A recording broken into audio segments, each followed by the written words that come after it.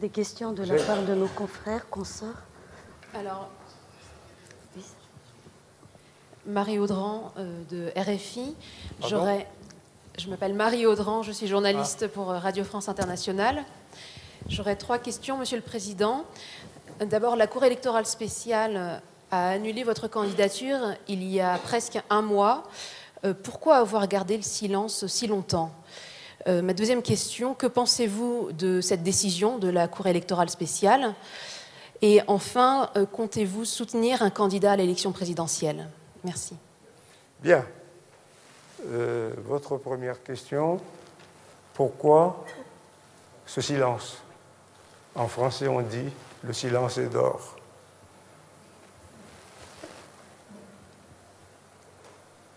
Je me situe, parce que je pense que c'était la sagesse.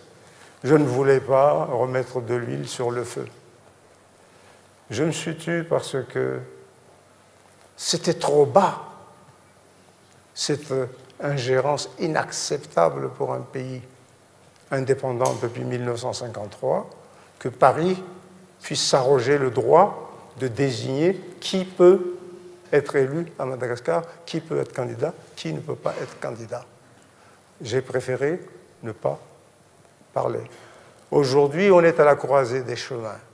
On est dans une situation quasi aporétique, pour ne pas dire apocalyptique. Donc j'ai le devoir de parler pour dire si les élections étaient la solution, que ne l'aviez-vous proposé en 2011 ? On a déjà signé la charte de Maputo et l'acte additionnel d'Addis Abeba le 7 novembre 2009. La transition devait durer 15 mois. On aurait déjà pu sortir de la crise, si tant est qu'une élection puisse sortir le pays de la crise, si c'était un sésame ou une panacée universelle, parce qu'une panacée est toujours universelle. Regardez en Grèce, il y a eu des élections libres. Est-ce qu'ils ont résolu leurs problèmes? Que nenni. Regardez en Italie, est-ce qu'ils ont résolu leurs problèmes? Que nenni. Regardez à Chypre, que nenni. Regardez au Liban, combien y a-t-il eu d'élections transparentes, sincères, etc., etc. Ça n'a pas empêché les Libanais de s'entretuer, de tuer Béchir Gemayel, et ça n'a pas empêché les Libanais de tuer Rafik Hariri, ça n'a pas empêché les Hezbollah d'intervenir, ni la Saïka de la Syrie d'intervenir. Il y a un problème fondamental qui n'a pas été résolu. On tourne en rond en faisant des élections libres, démocratiques, consensuelles, inclusives, gna gna gna gna gna gna. Ça ne résout rien s'il y a un problème latent qui n'est là. En Israël, c'est pareil. On ne peut pas dire qu'en Israël, il n'y a pas des élections libres. C'est un pays démocratique. Mais il y a un problème entre les Ashkénazes et les autres, les séfarads, hein, entre les fondamentalistes et la gauche. Il y a un problème avec les Palestiniens. Vous n'allez pas me dire que les gens actuels en Palestine, à Gaza, n'ont pas été élus démocratiquement, mais on ne les accepte pas. Non, non, non, l'autorité palestinienne. L'autorité, on n'ose même pas dire président, on dit l'autorité palestinienne, hein, avec un... On peut appeler ça une litote, l'autorité palestinienne. Mais il a été élu exactement, démocratiquement, mais ça ne convient pas aux uns et aux autres. Mais il y a des élections libres, il y a toujours des élections libres en Israël. Je connais très bien Heizer Weizmann, on a parlé du 10 août tout à l'heure, on a dit que j'étais anti-israélien. Non, non, non, je suis contre cette opposition qui n'a que trop duré entre deux pays cousins. Je connais très bien Heizer Weizmann, c'est le seul qui m'a téléphoné le 10 août. Le seul président qui m'a téléphoné le 10 août. Donc, les Israéliens ne peuvent pas dire « je suis anti-israélien ». Mais il y a un problème entre eux. On a assassiné Yitzhak Rabin. Pourquoi? Pourquoi? Pourquoi? Warum? Почему? Nawon. parce qu'il y a un problème latent qui n'a pas été résolu. Je voudrais vraiment qu'on puisse régler le problème ici à Madagascar autour d'une table entre Malgaches, parce qu'autrement, chacun y va de son interprétation, le verre à moitié plein, le verre à moitié vide. Aujourd'hui, moi, je félicite le président Obama. C'est la marque d'un grand politicien, du réalisme le plus pragmatique. Congratulations, Président Obama. Vous avez choisi, pour le moment, la voie de la négociation. Vous avez donné une chance à la négociation et à la paix. Je félicite le président Hollande. Vous avez donné une chance à la paix. Et moi, je félicite le président Poutine. J'ai dit, Da zdravствует Russia, спасибо большое. On a donné une chance à la paix. Il y a des gens qui s'entretuent par centaines de milliers, mais ils acceptent de trouver une solution, négocier, de s'asseoir autour d'une table un jour. C'est ce qu'a fait Arafat avec son homologue israélien. Ils ont eu le prix Nobel de la paix. Je demande à ce qu'il y ait la même chose ici à Madagascar et qu'on donne le prix Nobel de la paix au FFKM, à Rodjuel et Rabamar Kravalman. La troisième question était un candidat de substitution. Mais je l'ai dit en français tout à l'heure, en malgache tout à l'heure. Mais je ne peux pas donner à quelqu'un quelque chose que je n'ai pas. Je suis déjà disqualifié. Comment est-ce que je peux adouber quelqu'un? D'ailleurs, on n'est plus au Moyen-Âge, on ne peut plus adouber. Moi, je n'ai pas le pouvoir d'adouber qui que ce soit. Et je trouve que c'est complètement illégal. On a pondu une loi organique sui generis. Sui generis. On a pondu, que dis-je, une loi organique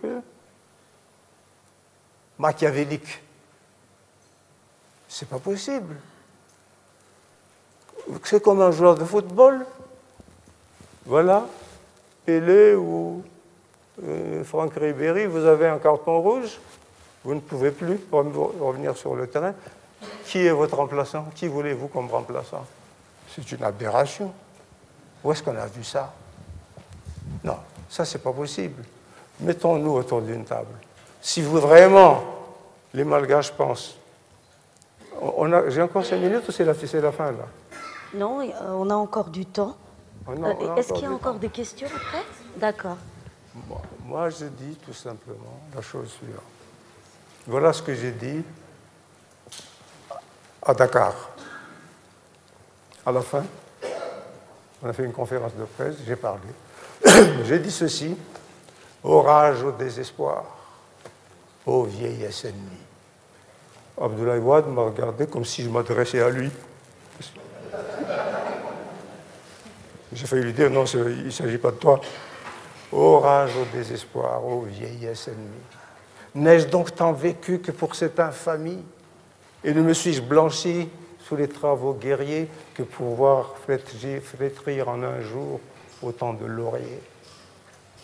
Toute l'œuvre de tant d'années en un putsch effacé. J'ai dit, heureusement que ce charme malencontreux s'est estompé avec la signature de cet accord. Malheureusement, mal m'en a pris, malheureusement, il n'y a pas eu de force exécutoire. Et la communauté internationale, il y a eu évanescence de responsabilité. On n'a pas obligé Marc Ravalman à accepter le deuxième tour. Voilà la réalité historique. Aujourd'hui, j'ai conscience. On m'en veut de ne pas donner cette solution. Alors je pose la question en français et je pose la question en malgache. En français, pour vous, parce que je suis francophile et que je suis galant. Je dis, que voulez-vous au peuple malgache? Une élection ou la sortie de crise? Parce qu'une élection, ce n'est pas une fin en soi. C'est une condition nécessaire, mais pas suffisante. Au lieu de se rassembler, les Malgaches s'entre-déchirent, même entre côtiers. Le FFKM essaye de s'arranger pour nous rassembler, et on est là, en train d'éliminer un tel, éliminer un tel, éliminer un tel. Que voulez-vous, peuple malgache? Si vous voulez sortir de la crise, j'ai une solution. J'ai une solution. Même pour les élections, on a la possibilité, si on veut vraiment des élections réellement libres, démocratiques, inclusives et sincères. Arrêtez cette histoire de feuille de route. Parce que ni la France, ni les États-Unis, ni le Japon, ni Séoul, ni le Canada, ni l'Allemagne, ni l'Angleterre, ni le Danemark, ni la Suède n'ont adopté la feuille de route, l'apsus psychanalytique, l'apsus lingué, ce bulletin unique. Eux savent lire. Pourquoi ils ne l'appliquent pas, si c'est la panacée? Mais dans un pays où 40% des habitants sont illettrés ou analphabètes, non, moi, j'ai d'autres solutions que j'aimerais soumettre à la sagacité de tous les politiciens malgaches, et je n'en veux pas à tous ces gens qui m'ont disqualifié, qu'ils soient de l'Est, de l'Ouest, même mon neveu était dedans, je n'en veux à personne. Et j'en veux aussi à la communauté internationale. C'est votre faute si on en est là. Permettez que je le dise en anglais. Je veux dire à la SADC ceci. Donnez-leur la cassette, ça dure une minute. La dernière question, ça dure une minute. Abarigan. I am a freedom fighter. I still remain a freedom fighter today. I was a freedom fighter with Oliver Tambo against apartheid in South Africa with the ANC. Freedom fighter with Samora Machel, Marcelino dos Santos, and Chissano Joaquim against the Portuguese colonialism. I am a freedom fighter with Mwalimu Julius Nyerere, with President Kaunda from Zambia, with MPLA, Agostinho Neto, with Amilcar Cabral, with Lucio Lara, with Paulo Jorge, with Robert Mugabe, Zanu and Zapu, Joshua Nkomo, with Mrs. Nguyen Bin from Vietnam, with Boumediene and Bouteflika from Algeria. I am a freedom fighter, and I remain a freedom fighter. I hate injustice. I have helped you to get rid of apartheid. I have helped you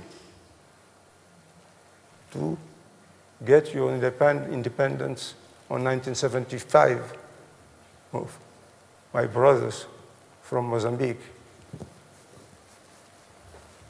It is embarrassing for me today to listen to you, to say that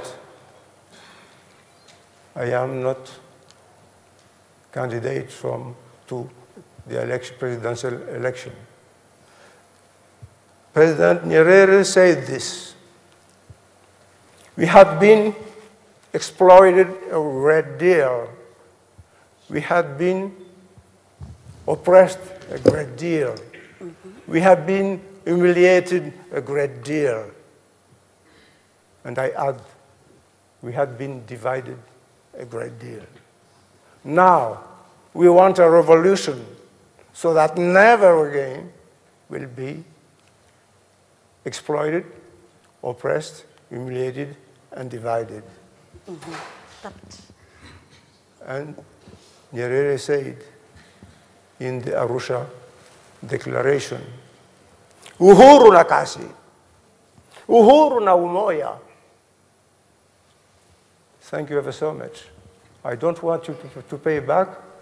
I don't bear any grudge against you, brothers, your excellencies, sisters and brothers from the SADC, but I think that you misbehave toward Madagascar. Yeah. The way you treated us was wrong. Is wrong. Une dernière question. Une dernière question, oui. Il y a encore deux questions. Non, oui. Monsieur le Président, bonsoir.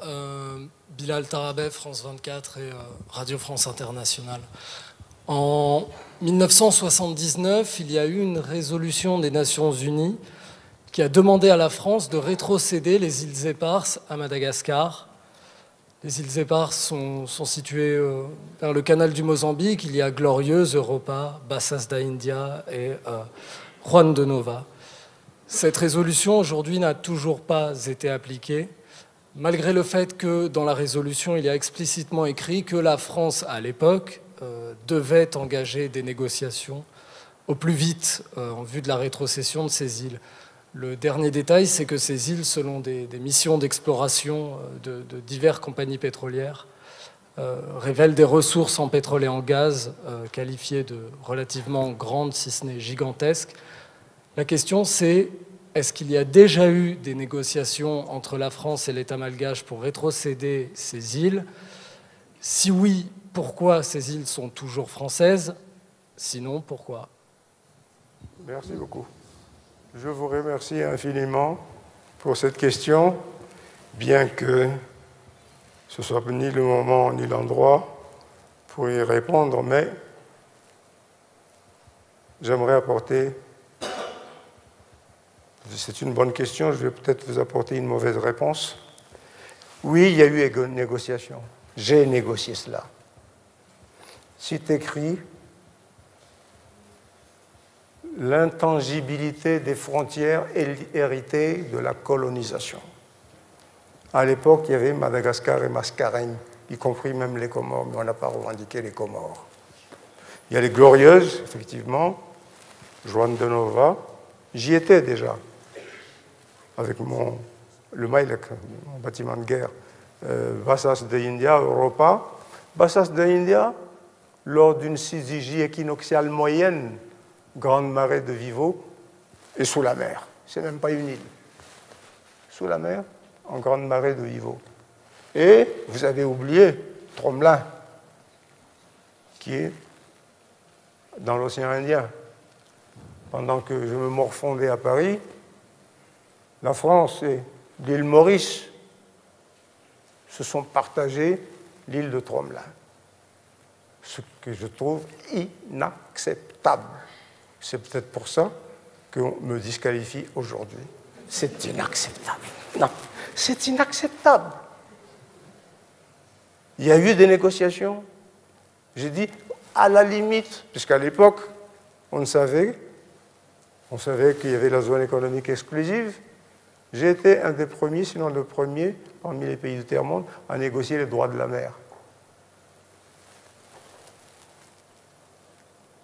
J'étais le premier à négocier ça. Mais il y avait donc la zone économique pour la pêche. Mais aussi, on savait qu'il y a des nodules de manganèse ou de nickel dans les profondeurs. Surtout dans l'océan Indien, parce qu'il n'y a presque pas de plateau continental dans l'océan Indien. On tombe tout de suite dans la fosse abyssale. Mais regardez vos archives, monsieur. Il y a un bâtiment français, un navire pour les néophytes français, qui était venu au Tromelin. Ils ont posé l'ancre, ils sont descendus à terre. Qu'est-ce qu'ils ont vu? Des sépultures. Oui, c'est ça. Malgaches. Des tombeaux malgaches. Pas mauriciens, pas français, mais malgaches. Le navire en question s'appelait la Furtile.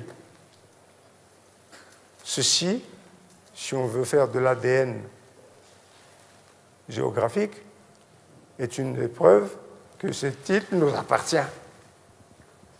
et que c'est plus près de nous que de la France. Il me semble, hein? J'ai peut-être tort, je ne sais peut-être pas calculer. Et même de Maurice. Mais ils ont profité de notre absence. Et le ministre des Affaires étrangères malgache n'a pipé mot. Il y avait là des sépultures, voilà le mot que je cherchais, sépultures malgaches. Il y avait la Furtile qui en témoignait dans leur journal de bord. Et on a laissé faire cela, alors que c'était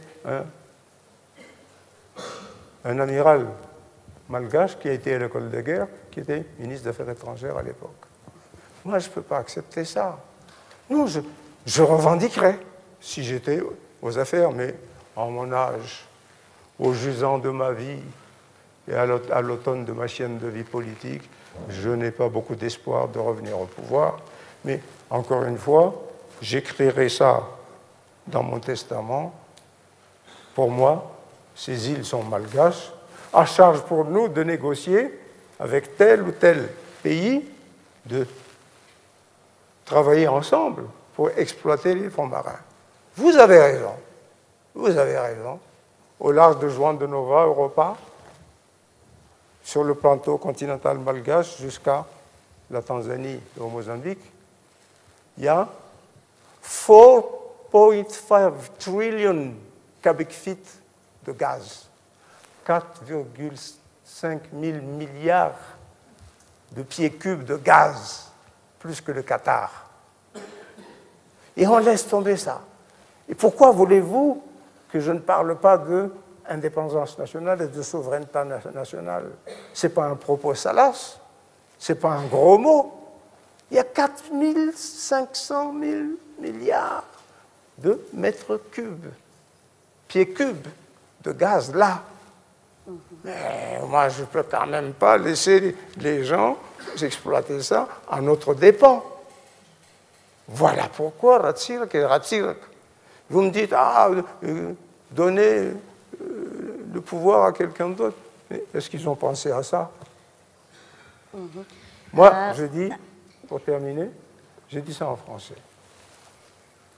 Mbola be dia be mifanontanina eto fa tsy maintsy fananantsika ataontsika fanontaniana anankiray amin'ny teny malagasy dia une question en français, d'accord, une question en français et Gaëlle Borgia pour l'agence France Presse. Vous avez dit il y a quelques mois que vous étiez le problème de ce pays. Vous avez notamment parlé du fait que vous avez été au cœur à plusieurs reprises de passations de pouvoir houleuses, difficiles. Donc ma question c'est, après toutes ces années au pouvoir, après toutes les difficultés auxquelles vous avez été confrontés sur le plan économique, l'exil, etc., peut-on croire aujourd'hui encore que vous pouvez être une solution pour ce pays? J'ai dit que j'étais le problème, je n'ai pas dit que j'étais la solution. Hein. Mais comme tout problème a sa solution, est-ce que les gens ont peur que je sois la solution? Ça, c'est autre chose. That's another pair of gloves. C'est une autre paire de manches. Mais écoutez, on apprend à tout âge. À l'époque où j'ai négocié avec le gouvernement français, avec l'aval du président Pompidou, entre parenthèses, M. Valéry Giscard d'Estaing, par la suite, m'a reçu tous les ans à Paris. Hein. On ne s'est pas fâché longtemps. Eh bien, je dis tout simplement que peut-être à cause de cela, on m'a disqualifié. Je n'en sais rien. Mais, encore une fois, on apprend à tout âge. Au moment où j'ai négocié les accords de coopération, on ne connaissait que les nodules de manganèse. On ne savait pas qu'il pouvait y avoir du pétrole, parce qu'il y en a du pétrole. Du gaz, parce qu'il y en a du gaz. Il y a peut-être autre chose encore. Je l'ai appris il n'y a pas longtemps. Je me dis, mais peut-être que je peux encore rendre quelques signalés services à ce pays. C'est pour ça que je me suis présenté. Mais je vais vous avouer autre chose. I give you my confidence so far, madame. Je vous donne ma confiance jusque-là. On est venu voir ma fille à Paris. C'était au mois de fin février. Présentez-vous aux élections, madame. On va vous aider. Ma fille a dit, mais moi, je n'ai pas d'argent. Et je n'ai pas habité là-bas pendant 6 mois. Oh non, c'est rien ça, ne pas habiter là-bas pendant 6 mois. C'est rien, on peut s'en passer. On peut arranger ça. Alors ma fille me dit, papa, on me propose ça. Qu'est-ce que tu en penses? Je dis, mais quel est le nom de ce personnage? Il me dit, je n'ai pas demandé. Alors je dis, tu n'es pas encore mûr pour être présidente de la République. Va, demande-lui quel est son nom. Et demande-lui quel est le budget pour être élu. Parce qu'ils ont dit, on ne va pas vous envoyer à l'abattoir avec un cure-dent. On va tout payer pour que vous soyez élu. Demande-lui combien il faut pour être élu. 48 heures après, on est revenu, on lui a dit, écoutez madame, en fait, le problème est le suivant. On ne veut pas que votre père se présentât. On ne veut pas qu'il se présente. Si Roland Ratzir, son neveu, se présente, il s'en fiche. Mais si vous, sa propre fille, se présente, il sera obligé de ne pas se présenter. Les bras m'en sont tombés. Donc je me suis dit dans ma petite tête, ne pas avoir habité 6 mois en continu à Madagascar n'est pas un obstacle d'irriement. C'est un obstacle de fait qu'on peut allègrement sauter. Eh bien, j'y vais gaiement. Voilà. Quelle n'a pas été ma surprise? Or, le sage, théoriquement, ne s'étonne de rien. Malgré mon âge, je me suis dit, mais qu'ai-je fait au bon Dieu pour mériter ça?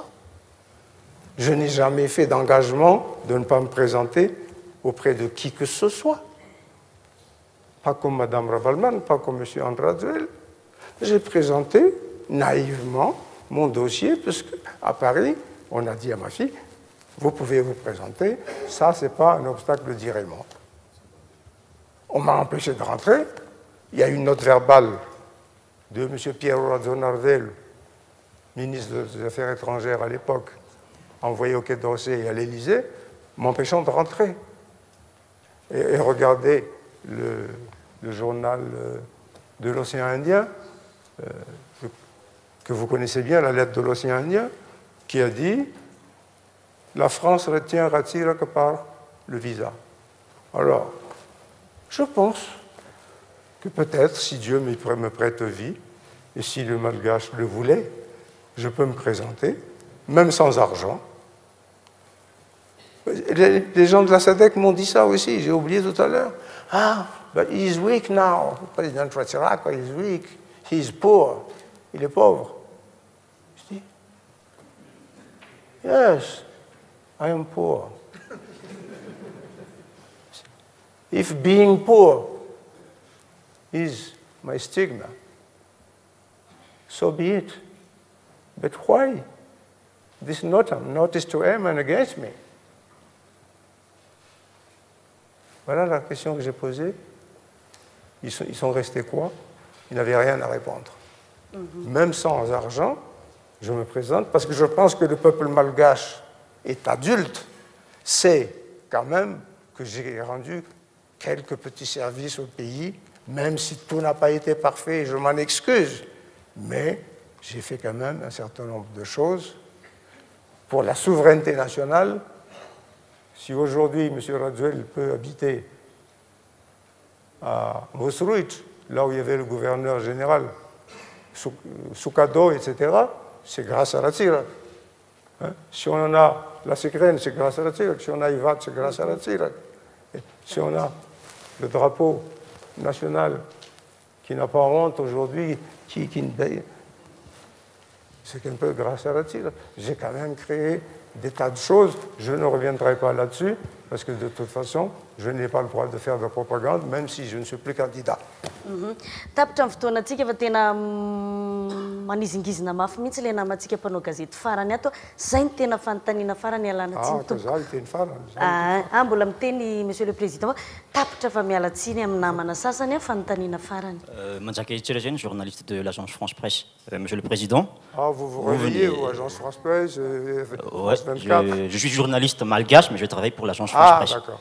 Vous venez de dire que vous n'avez rien à voir avec l'affaire de Dissous. Donc, en d'autres termes, vous êtes clean sur l'affaire politique. Mais cette phrase n'est pas seulement la vôtre. Cette phrase aussi celle des autres politiciens qui ont dit qu'ils n'ont rien commis sur cette histoire de l'autre nation. Donc, dans cette circonstance-là... Cette histoire de quoi? C'est l'histoire de notre nation.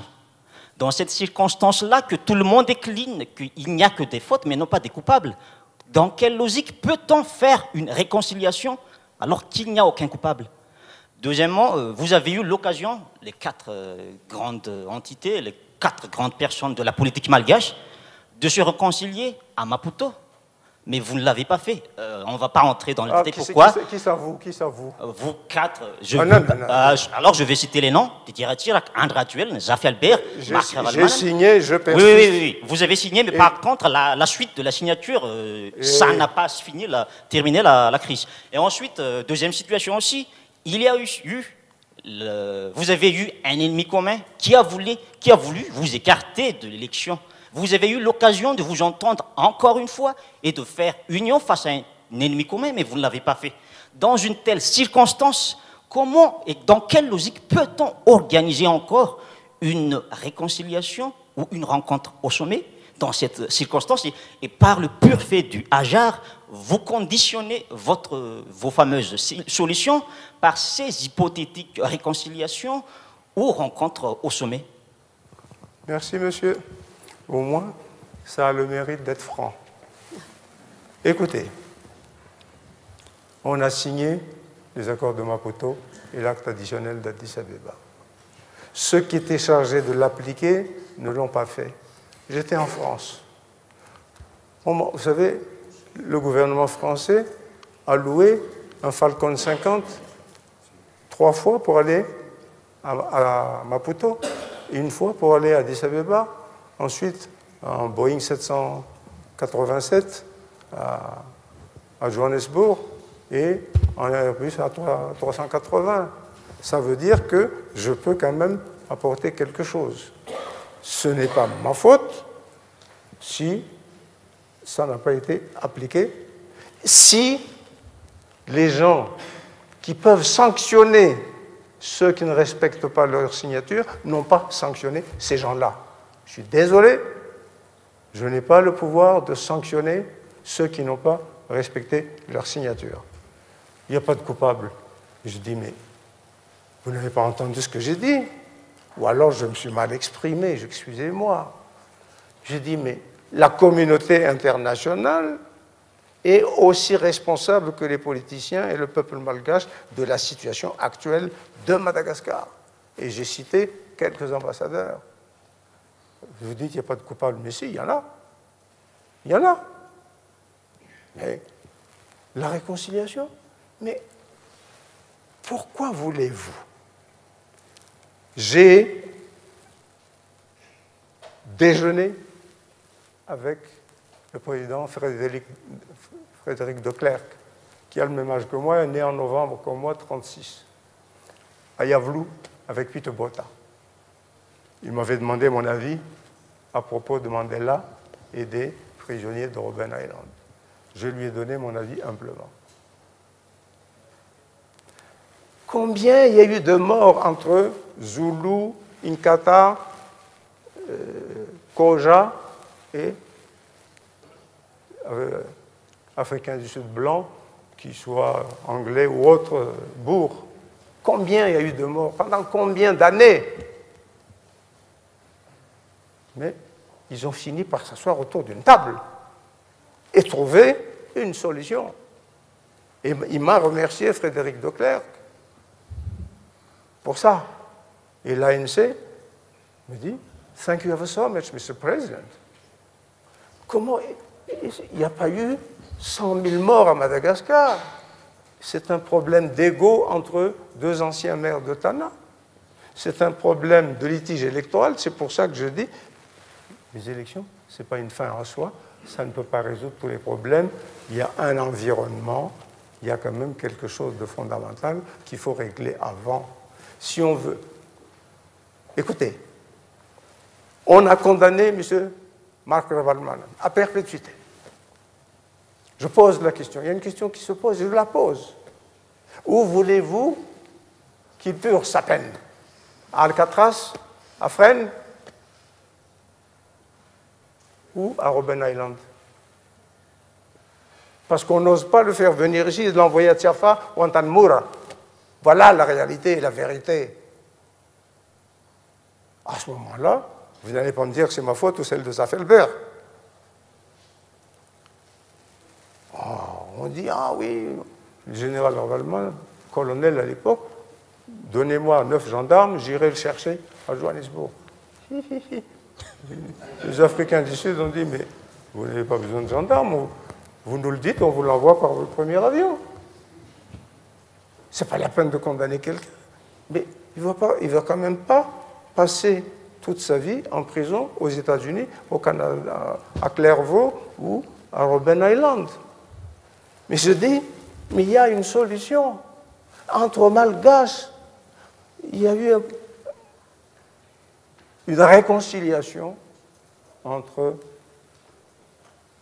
les Sud-Africains blancs et les Sud-Africains noirs, Zoulous ou Koja. Je ne vois pas pourquoi on ne pourrait pas y arriver. Il y a eu combien de guerres entre l'Allemagne et la France? Eh bien, De Gaulle et Adenauer ont fini par réconcilier la France et l'Allemagne. Alors ne me dites pas, c'est impossible. Je dis, de toute façon, il n'est pas nécessaire d'espérer pour entreprendre. Je dis, faisons cette table ronde. On verra bien ce que ça va donner. Moi, je suis certain, je suis sûr, que les Malgaches étant quand même des gens intelligents et patriotes, on arrivera à s'entendre. Alors, je pose la question, j'ai posé la question en français, j'ai posé la question en malgache. Que voulez-vous? Des élections, coûte que coûte, même si on sait que c'est caviardé et qu'au bout, il va y avoir une crise encore plus grave, ou sortir de la crise ensemble, dans une nation réconciliée. Une nation, comme dit Anatole France, c'est un peuple, un territoire, qui acceptent, qui ont la volonté de vivre ensemble, de se souvenir ensemble, et aussi d'oublier ensemble. D'où la nécessité de l'empathie, d'où la nécessité qu'il y ait des gens qui aiment leur pays, qui prennent le taureau par les cornes en disant « allons-y ». Eh bien, c'est possible. Si vous voulez ça absolument, allez-y, je m'en lave les mains comme Ponce Pilate. Mais moi, j'ai une solution. Je ne vous dirai pas la totalité. Je vous dis une partie, parce qu'on crie comme des gorées, on me jette l'anathème sur moi, on me veut aux gémonies. Parce que Ratsir conditionne sa solution avec la tenue de cette conférence. Mais il faut que cette conférence ait lieu pour qu'on puisse être d'accord sur une solution. Et c'est aussi le mot de la fin, Monsieur le Président, la solution, ou une partie de la solution. Je donnerai le mot d'emploi plus tard, je vous donne une partie aujourd'hui, en français et en malgache. On m'a dit, des amis à l'extérieur, des sociétés, des entreprises privées, Monsieur le Président, essayez de rassembler ce peuple malgache. Nous ne sommes pas des voleurs, nous ne sommes pas des brigands. Nous sommes des vrais investisseurs. Des vrais investisseurs. Si vous réussissez ça, alors là, nous sommes prêts à vous aider à faire en sorte que, en 2 ans, 3 ans maximum, Madagascar non seulement sera autosuffisant en riz, en maïs, en huile, en sucre, mais peut exporter à l'extérieur. C'est dans ma stratégie de l'an 2000. Les grandes puissances de l'an 2000 du XXIe siècle, ce sont les pays qui peuvent nourrir leurs habitants et exporter le surplus à l'extérieur. Et nous sommes prêts à vous financer tout de suite, au bas mot, 4 ou 5 milliards de dollars pour votre développement et sans augmenter la dette malgache. Voilà ce que je propose au peuple malgache. Je le dis en malgache maintenant. Inona ty diavinareo rehefa malagasy fifidianana zay fantatra fa mety hiteraka zava-doza ao aoriana. Ty bulletin unique ty mbola tsy fantatra akory fampiasana azy. Nisan'ny mpifidy mbola tsy fantatra akory.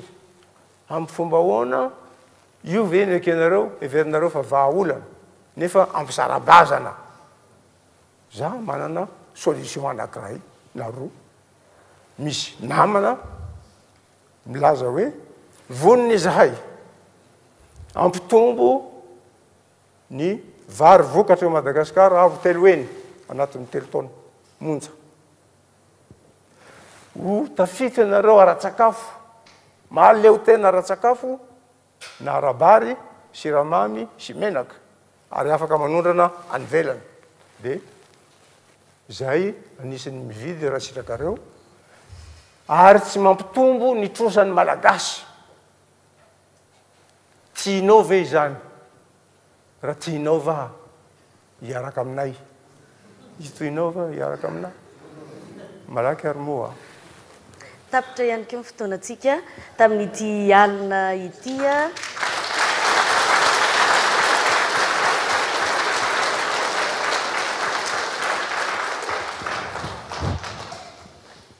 Isaorantsika be dia be ny filoha teo aloha Didier Ratsiraka nanaiky nasain'izao fandaharana manokana izao hialana tsiny be dia be amin'ny namana mpanao gazety izay mbola be dia be no te hametraka fanontaniana fa efa nihoatra tanteraka mihitsy ny fotoanantsika tamin'izao alina izao manantena fa ao aoriana mbola isan'ny fotoana hiarahantsika amin'ny amiral Didier Ratsiraka dia amin'izay fotoan'izay misy ny mbola afaka mametraka ny fanontaniana. Isaorana be dia be sika rehetra izay nanaraka ny fandaharana naharitra hatramin'ny farany tany tokantrano sy manerana amin'ny Madagasikara izay afaka nanaraka ny fandaharana tamin'ny alalan'ny onjam-peo. Isaorana ihany koa sika rehetra izay tonga teto amin'ny Villa Amphia TV+ hivanja tamin'izao alina izao. Isaorana manokana ny mpikambana ao amin'ny gouvernement tonga teto, ny avy amin'ny Ankolafia, ny candidat na ny mbola candidat hatramin'izao fotoan'izao na ny efa tsy candidat ny esoriny CES farany teo